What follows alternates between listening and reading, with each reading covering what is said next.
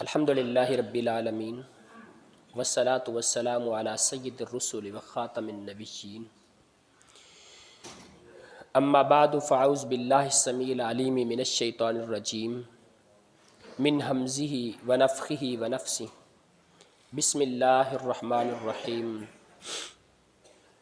وانزلنا الیک الذکر لتبین للناس ما نزل الیہم وَلَعَلَّهُمْ يَتَفَكَّرُونَ صدق اللہ العظیم۔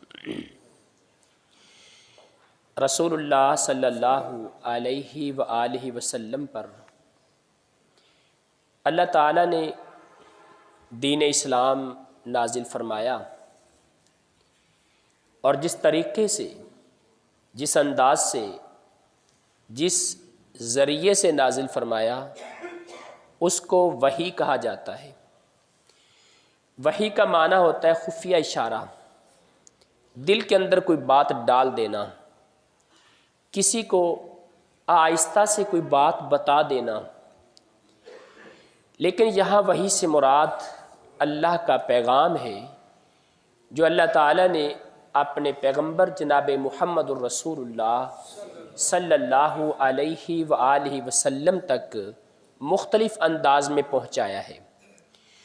علماء کرام نے اس کی 7 قسمیں بیان کی ہیں، لیکن یہاں وہ 7 قسمیں بیان کرنا میرا مقصد نہیں، یہاں صرف 2 قسم کی وحی کا تذکرہ کرنا چاہتا ہوں۔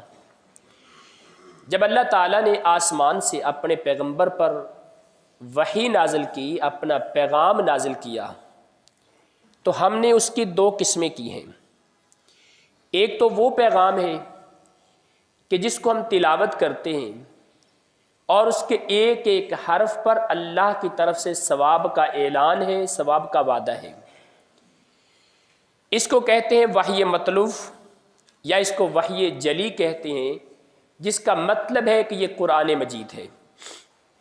دوسری وحی کی وہ قسم ہے کہ جس کو ہم تلاوت تو کرتے ہیں، اس کو پڑھنا ہمارے لیے باعث ثواب ہے، اس کو سیکھنا ہمارے لیے باعث نجات ہے، اس کو یاد کرنا ہمارے لیے چہرے کی تر و تازگی ہے، دنیا کے اندر بھی، قیامت والے دن بھی۔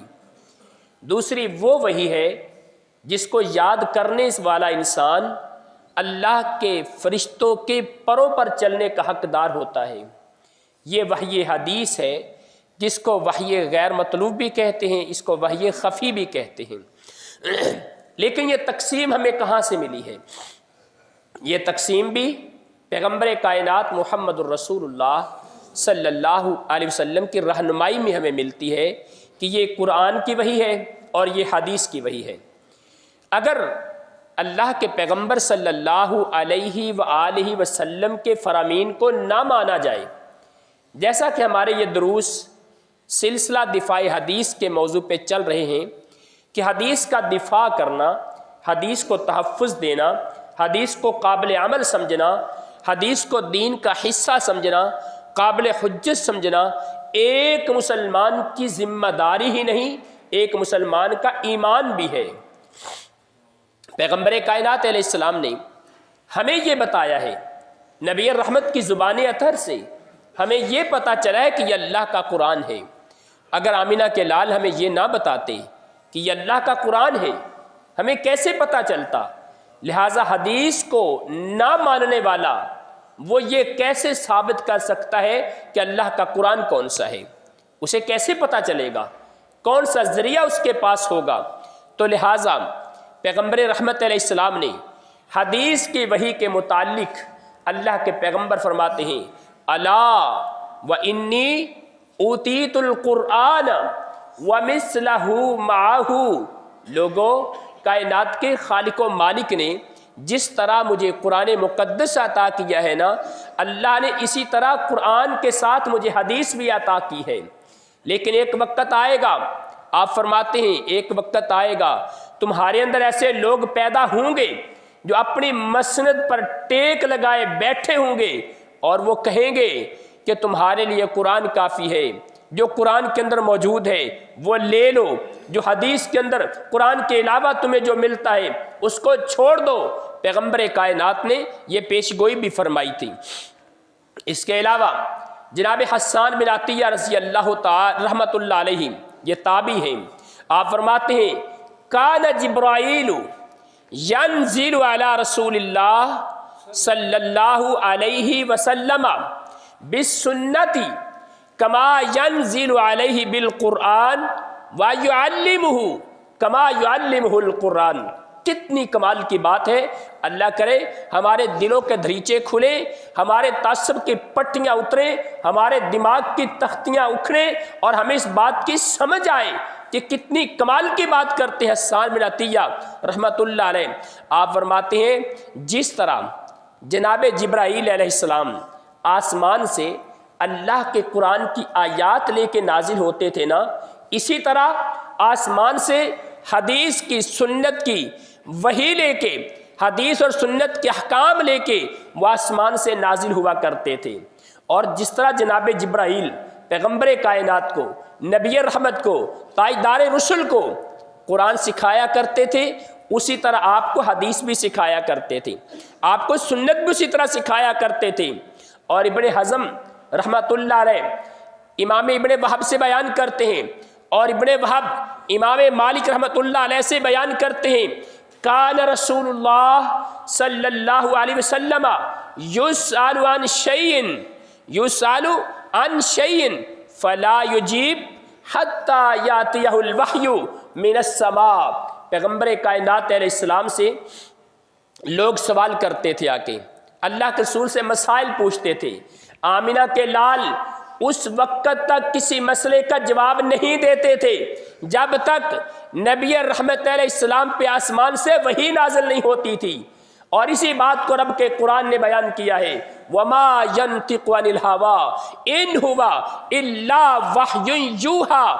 یہاں اللہ نے یہ تو نہیں کہا وَمَا يَنْطِقُ بِالْقُرْآنِ بِالْهَوَىٰ، اللہ کے نبی قرآن مقدس کی کوئی آیت اپنی طرف سے بیان نہیں کرتے تھے۔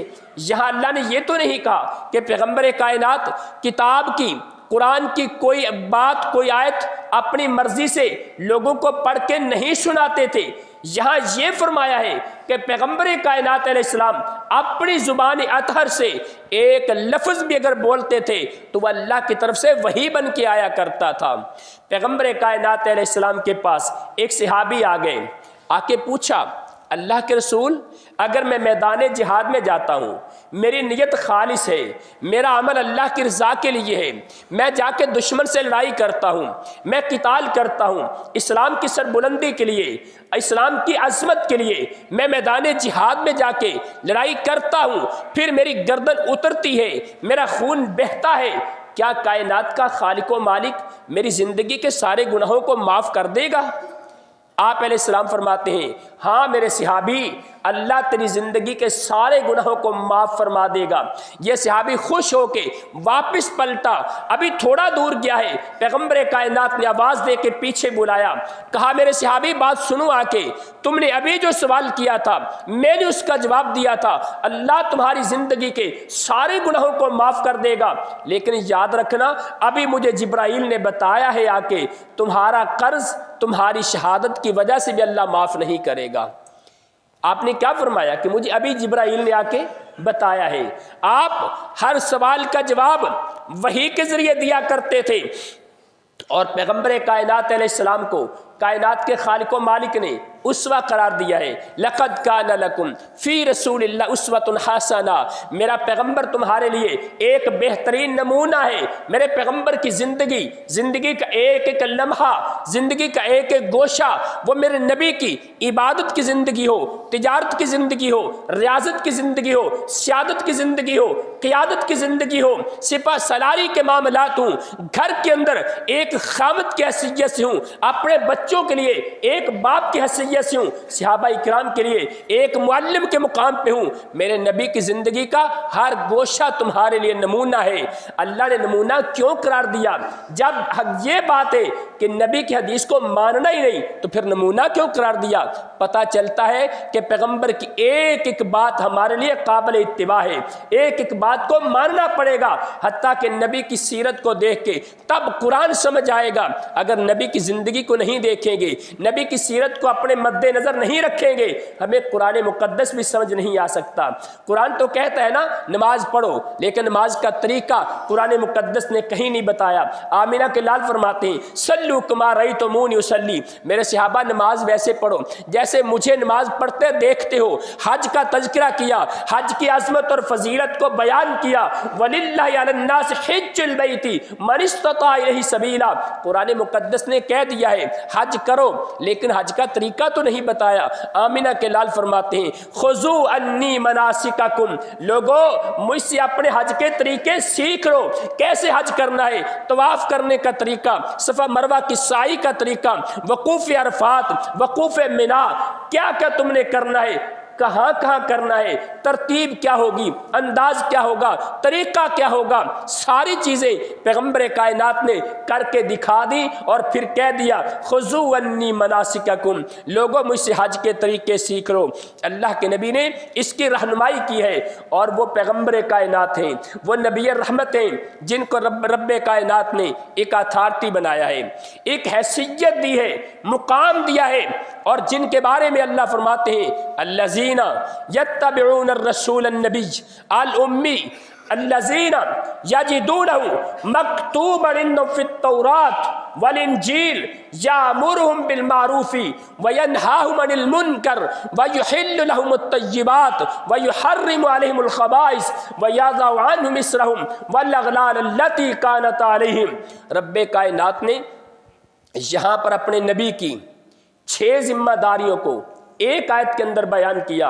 ان کے اندر یہ بھی بتایا ہے وَيُحَرِّمُ عَلَيْهِ وَيُحِلُّ لَهُمُ الطَّيِّبَاتِ, میرے نبی کی ذمہ داری کیا ہے, لوگوں کے لیے پاکیزہ چیزوں کو حلال کر دے. میرے نبی کا منصب رسالت کیا ہے, لوگوں کے لیے حلال چیزوں کو, طیب چیزوں کو, پاک چیزوں کو حلال بیان کرے. وَيُحَرِّمُ عَلَيْهِمُ الْخَبَائِث, اور جو ناپاک ہیں, نقصان دینے والی ہیں, پلید چیزیں ہیں, ان کو ان لوگوں پر حرام کر دے. یہ منصب رسالت ہے. اللہ نے کس کے بارے میں بیان کیا, اللہ نے یہ نہیں کہا کہ خبیث چیزوں کو میں حرام کروں گا, اللہ نے یہ نہیں کہا طیبات چیزوں کو میں حلال کروں گا. رب نے اپنے پیغمبر کے بارے میں بیان کیا ہے. اگر نبی کی بات کو ماننا ہی نہیں, نبی کی بات قابل حجت ہی نہیں, نبی کی حدیث قابل تسلیم ہی نہیں, اگر نبی کی بات قابل اتباع نہیں, تو پھر خبیث چیزوں کو حرام کیسے سمجھو گے, ناپاک چیزوں کی حرمت کو کا کیسے پتا چلے گا, اور طیب چیزوں کی حلت کا کیسے پتا چلے گا. یہ تبھی پتا چلے گا جب پیغمبر کی باتوں کو مانا جائے گا. اللہ اکبر. اور جیسے قرآن مقدس کو تلاوت کیا جاتا ہے, اللہ نے اسی طرح حدیث کو بھی تلاوت کرنے کا حکم دیا ہے. رب کائنات نے سورہ الاحزاب کے اندر پیغمبر کی بیویوں کا تذکرہ کیا, ازواج مطہرات کا تذکرہ کیا, امہات المومنین کی صفات کو بیان کیا, ان کے مقام کو, ان کی عظمت کو اللہ نے واضح کیا. پیغمبر کے ساتھ ان کے رشتے کو رب نے بیان کیا. پھر رب کائنات فرماتے ہیں وَاذْكُرْنَ مَا يُتْلَى فِي بُيُوتِكُنَّ مِنْ آیَاتِ اللَّهِ وَالْحِکْمَةِ, اے میرے نبی کی بیویوں, مومنوں کی ماؤں, یہ بات یاد رکھو, تمہارے گھروں کے اندر اللہ کا قرآن بھی موجود ہے, تمہارے گھروں میں حکمت بھی موجود ہے, ان کی تلاوت کیا کرو. وَاذْكُرْنَ مَا يُتْلَى فِي بُيُوتِكُنَّ, تمہارے گھروں میں رب کے قرآن کی تلاوت کی جاتی ہے, اس کو بھی یاد کرو. تمہارے گھروں میں حکمت کی تلاوت کی جاتی ہے, اس کو بھی یاد کرو. ہم نے پوچھا حکمت کیا چیز ہوتی ہے, امام شافعی رحمۃ اللہ علیہ آپ فرماتے ہیں حکمت سے مراد, آپ اپنی مایا ناز کتاب الرسالہ کے اندر اس بات کو بیان کرتے ہیں کہ حکمت سے مراد یہاں پر سنت ہے, نبی کی حدیث ہے, کہ جیسے تمہارے گھر میں قرآن کی تلاوت کی جاتی ہے, تم قرآن مقدس کو یاد کرتی ہو, نبی کی بیویوں تم قرآن کو پڑھتی ہو, اسی طرح نبی کی حدیث کی تلاوت ہوتی ہے, اس کا بھی مطالعہ کرو, اس کو بھی پڑھو, اس کو بھی یاد کرو. اللہ نے اس کو باقاعدہ یاد کرنے کا حکم دیا ہے. اور اس کے علاوہ دیکھیے پیغمبر کائنات میں 2 طرح کی وحی نازل ہوئی, ایک قرآن کی صورت میں, ایک حدیث کی صورت میں. لیکن نبی کائنات سے پہلے, پیغمبر کائنات سے پہلے کتنے انبیاء پہ کتابیں نازل ہوئیں؟ صرف 3 کتابیں نبی رحمت سے پہلے نازل ہوئیں. تورات جناب موسیٰ پہ نازل ہوئی. الگ بات ہے کئی لوگ اس کو بھی نہیں مانتے, وہ کہتے ہیں قرآن سے ثابت کرو, کہ موسیٰ علیہ السلام پہ تورات کب نازل ہوئی ہے، حالانکہ حدیث کے اندر واضح طور پہ موجود ہے، لیکن یہ الگ مسئلہ ہے۔ موسیٰ علیہ السلام پہ تورات نازل ہوئی اور داؤد علیہ السلام پہ زبور نازل ہوئی، عیسیٰ علیہ السلام پہ انجیل نازل ہوئی، پیغمبر کائنات سے پہلے صرف 3 کتابیں نازل ہوئیں، چلے مان لیتے ہیں اس سے پہلے صحیفے نازل ہوئے، لیکن صحیفوں کا وجود کہاں ہے؟ لیکن جن انبیاء پہ صحیفے بھی نازل نہیں ہوئے، کتاب بھی نازل نہیں ہوئی، ان انبیاء پہ وحی تو نازل ہوئی ہے۔ اللہ کا قرآن کہتا ہے اِنَّا أَوْحَيْنَا إِلَيْكَ كَمَا أَوْحَيْنَا إِلَىٰ نُوحٍ وَالنَّبِيِّينَ مِن بَعْدِهِ۔ اللہ فرماتے ہیں ہم نے، اے میرے محبوب نبی، ہم نے آپ کی طرف وحی نازل کی، اور آپ سے پہلے جناب نوح علیہ السلام کی طرف بھی وحی نازل کی۔ جیسے آپ کی طرف وحی نازل کی ویسے ہم نے جناب نوح کی طرف وحی نازل کی۔ رب کا قرآن کیوں کہتا ہے؟ نقطے پہ غور کیجئے۔ اللہ تعالیٰ نے کہا جس طرح ہم نے آپ پر وحی نازل کی اسی طرح ہم نے جناب نوح پر وحی نازل کی۔ نبی کائنات پہ قرآن نازل ہوا تو بتائیے جناب نوح پر کون سا قرآن نازل ہوا تھا؟ پیغمبر کائنات پہ کتاب نازل ہوئی، جناب نوح پر کون سی کتاب نازل ہوئی تھی؟ پتہ یہ چلا کہ اللہ تعالیٰ نے جس طرح اپنے نبی پر حدیث کی وحی نازل کی ہے، بالکل اسی طرح کائنات کے خالق و مالک نے جناب نوح علیہ السلام پر بھی حدیث کی وحی نازل کی تھی۔ اور آج تک اگر تاریخ کا مطالعہ کیا جائے، تاریخ کا مطالعہ کیا جائے، کسی ایک جگہ پر بھی کتاب کے نازل ہونے کے بعد کتاب کا انکار کرنے کی وجہ سے کسی قوم پر عذاب نازل نہیں ہوا۔ جب بھی عذاب نازل ہوا ہے وحی کا انکار کرنے سے، حدیث کا انکار کرنے سے عذاب نازل ہوا ہے۔ جناب نوح علیہ السلام کے پاس تو کوئی کتاب نہیں تھی، پھر ان کی قوم نے انکار کس چیز کا کیا؟ جناب نوح کی حدیث کا انکار کیا، اس لیے ان پہ عذاب نازل ہوا۔ جناب موسیٰ علیہ السلام پہ تورات تو کوہ سینا میں، میدان صحرائے سینا میں جانے کے بعد نازل ہوئی تھی، لیکن مصر کے اندر آپ کے پاس تو تورات نہیں تھی۔ فرعون کیوں غرق ہوا؟ فرعون پہ عذاب کیوں نازل ہوا؟ نبی کائنات موسیٰ، پیغمبر موسیٰ کی وحی کا انکار کرنے کی وجہ سے، اور وہ وہی حدیث کی وحی تھی۔ جناب موسیٰ پہ ابھی حدیث کی وحی نازل ہوئی، فرعون نے انکار کیا، اللہ نے غرق کر دیا۔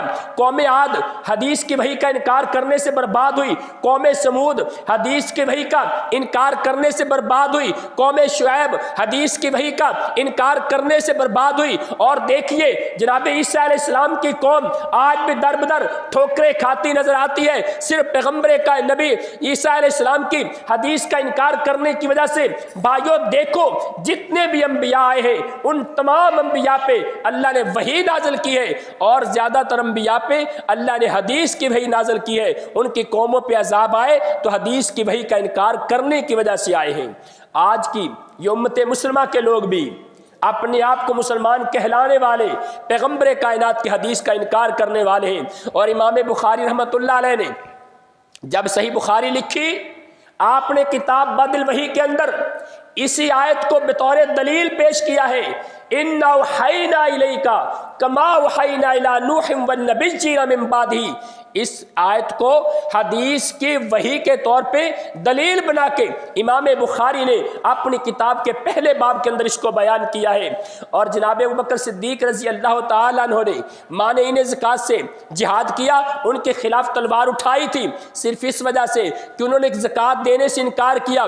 حالانکہ قرآن مقدس کہیں یہ نہیں کہتا کہ زکوٰۃ کا، صرف زکوٰۃ کا انکار کرنے والوں سے قتال کرو، ان سے جہاد کرو۔ جناب صدیق نے تلوار کیوں اٹھائی؟ پیغمبر کی بات کو مانتے ہوئے، نبی کی حدیث کو مانتے ہوئے انہوں نے باقاعدہ جہاد کیا، علم اٹھایا جہاد کا، اور مانعین زکوٰۃ کے خلاف آپ میدان میں اترے۔ آپ جانتے تھے اللہ تعالیٰ قرآن مقدس میں یہ بھی فرماتے ہیں وَمَا آتَاكُمُ الرَّسُولُ فَخُذُوهُ وَمَا نَهَاكُمْ عَنْهُ فَانْتَهُوا۔ جو چیز تمہیں اللہ کا رسول دے دے اس کو قبول کر لو، جس سے نبی روک دے اس سے رک جاؤ۔ یہاں اتھارٹی، حیثیت، بنیاد، اصول اللہ نے اپنے پیغمبر کو قرار دیا ہے۔ میرا نبی تمہیں جو دے دے اس کو لے لو، اس پہ عمل کر لو، اور جس چیز سے روک دے اس سے رک جاؤ۔ اللہ تعالیٰ سے دعا ہے اللہ میں حدیث وہی حدیث پر عمل کرنے کی توفیق عطا فرمائے، حدیث کو قابل ایمان، قابل حجت، قابل تسلیم سمجھنے کی توفیق عطا فرمائے۔ کائنات کا خالق و مالک اپنے پیغمبر کی حدیث کو ہمارے سینوں کی زینت ایسے ہی بنا دے جیسے اپنے قرآن کو ہمارے سینوں کی زینت بنایا ہے۔ اللہ ہمارے دلوں کے اندر نبی کی حدیث کی محبت ایسے پیدا کر دے جیسے قرآن کی محبت ہمارے دلوں میں موجود ہے۔ حدیث کا انکار کرنے والے حقیقت میں قرآن کا انکار کرنا چاہتے ہیں، اس کے خلاف اس کے علاوہ ان کے پاس کوئی چارہ کار نہیں۔ کبھی ان کے دھوکے میں نہ آئیے گا۔ آج کے نوجوان کو میں یہ درخواست کرتا ہوں، کبھی ان کے شکنجے میں نہ آئیے گا، کبھی ان کی باتوں میں نہ پھنسیے گا، بلکہ اپنے ایمان کو مضبوط رکھیے۔ جس طرح قرآن پر ایمان ہے، بالکل اسی طرح پیغمبر کی حدیث پر ایمان ہوگا، کامیابی ملے گی، نجات ملے گی، عظمت ملے گی، بلندی ملے گی۔ اللہ سے دعا ہے اللہ عمل کی توفیق عطا فرمائے۔ اقول قولی ھذا واستغفر اللہ لی ولکم ولسائر المسلمین۔